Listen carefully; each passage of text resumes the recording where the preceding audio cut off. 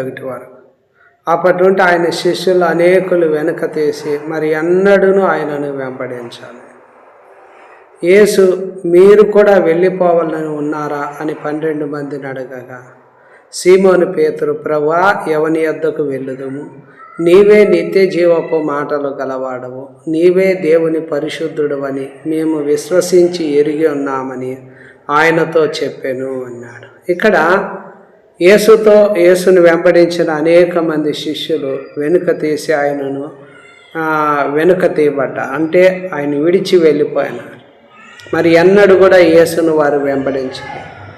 అప్పుడు యేసు తన యొద్ద ఉన్న 12 మంది శిష్యులతో అంటున్నాడు, మీరు కూడా వెళ్ళిపోవాలని ఉన్నారా అని 12 మందిని అడిగినప్పుడు వారు ఏమంటున్నారంటే, ప్రభా, మేము ఎవరి యొద్దకు వెళ్ళుదుము? పేతురు అంటున్నారు, నీవే నిత్య జీవపు మాటలు గలవాడవు, నీవే దేవుని పరిశుద్ధుడు అని మేము విశ్వసించి ఎరిగి ఉన్నామని ఆయనతో చెప్పాను. చూడండి, ఇక్కడ శిష్యులు మాత్రం యేసుని చివరి వరకు ఆయనను విడిచిపెట్టకుండా ఆయన వెంబడిస్తూ వచ్చినారు. కానీ ఆ 12 మందిలో ఒక వ్యక్తి ఉన్నారు, నేను మిమ్మల్ని 12 ఏర్పరచుకొనలేదా? మీలో ఒకడు సాతాను అని వారితో చెప్పాను.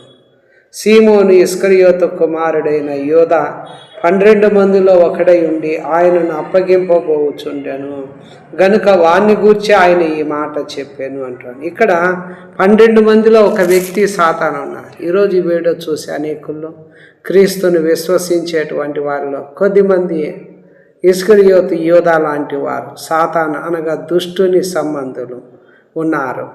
వారు ఎలాంటి వారు అంటే రాయబడినటువంటి మాట, ప్రధాన యాజకులు శాస్త్రులు మాయోపాయము చేత ఆయనను ఎలాగూ పట్టుకొని చంపుదమా అని ఆలోచించుకొనుచుండిరి గాని ప్రజల్లో అల్లరి కలుగనేమో అని పండుగలో వద్దని చెప్పుకుండ్రి. 12 మందిలో ఒకడగు ఇస్కరియోతు యోధా ప్రధాన యాజకుల చేతికి ఆయనను అప్పగించవలెనని